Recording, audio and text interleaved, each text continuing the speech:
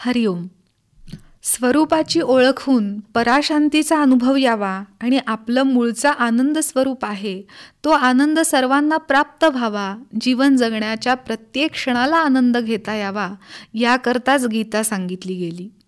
ज्ञानेश्वरीच्या 6व्या अध्यायात माऊलींनी अर्जुनाला योगशास्त्राच्या बाबतीत सखोल मार्गदर्शन केलंय. तेव्हा भगवंतांनी अर्जुनाची एक महत्त्वाची शंका निवारण केली आहे.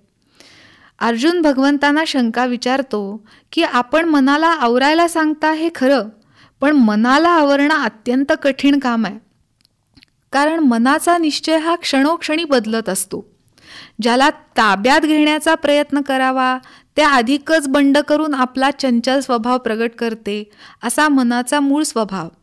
अशा मुळातच चंचल असणाऱ्या मनाला स्थिर करता येणं कसं शक्य आहे? यावर भगवंत म्हणतात की असं जरी असलं तरी मनाला स्थिर करण्यासाठी युक्तीने अभ्यास करावा लागतो. कोणतीही गोष्ट अभ्यासाने साध्य होते हे मुख्य सूत्र लक्षात ठेवावं.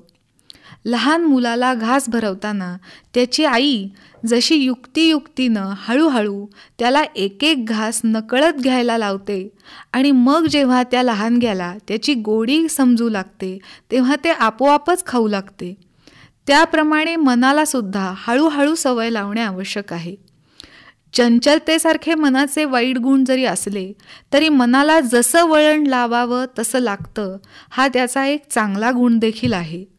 खट्याळ मुलाला गोड बोलून त्याच्या कलाने अभ्यास करून घ्यावा लागतो, तसे एकदा मनाला आपल्या परमकल्याणाची गोष्ट आहे, हिताची गोष्ट आहे असं पटल्यानंतर मन सुद्धा अनुकूल होतं.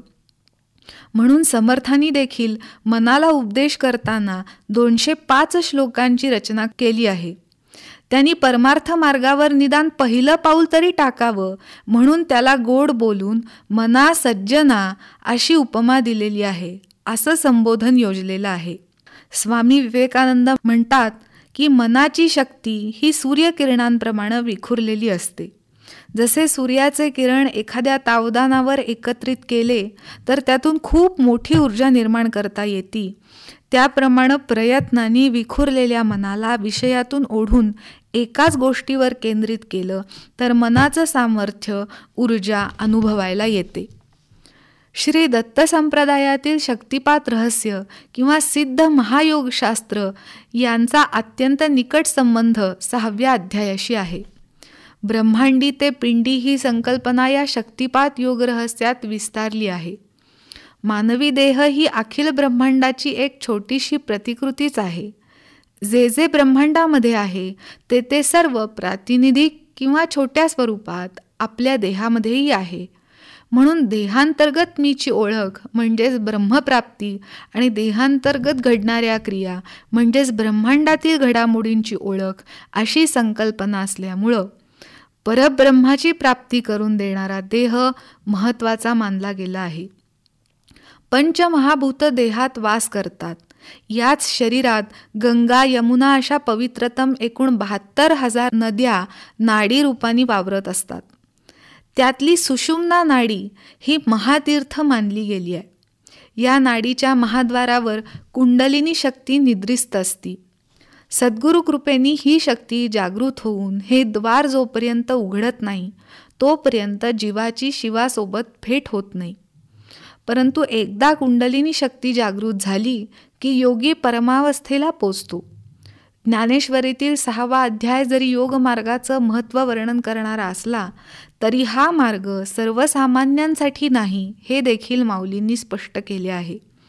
योगाभ्यास करण्यासाठी त्यातील अधिकारी व्यक्ती प्रत्यक्ष समोर अस्तित्वात असून त्याच्या देखरेखीखाली आणि मार्गदर्शनाप्रमाणे योगाभ्यास करायचा असतो, अन्यथा त्याचा विपरीत परिणाम देखील होऊ शकतो.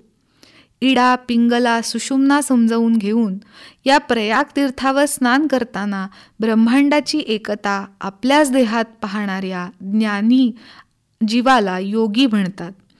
स्वतः माऊली योगीराज आहेत आणि गोपालकृष्ण हे योगेश्वर आहेत. तसेच अर्जुन सुद्धा हे ज्ञान ग्रहण करण्याचा अधिकारी असल्यामुळे मूळ गीतेतील हा विषय माऊलींनी ज्ञानेश्वरीमध्ये विस्ताराने सांगितलेला आहे. रामकृष्ण हरी.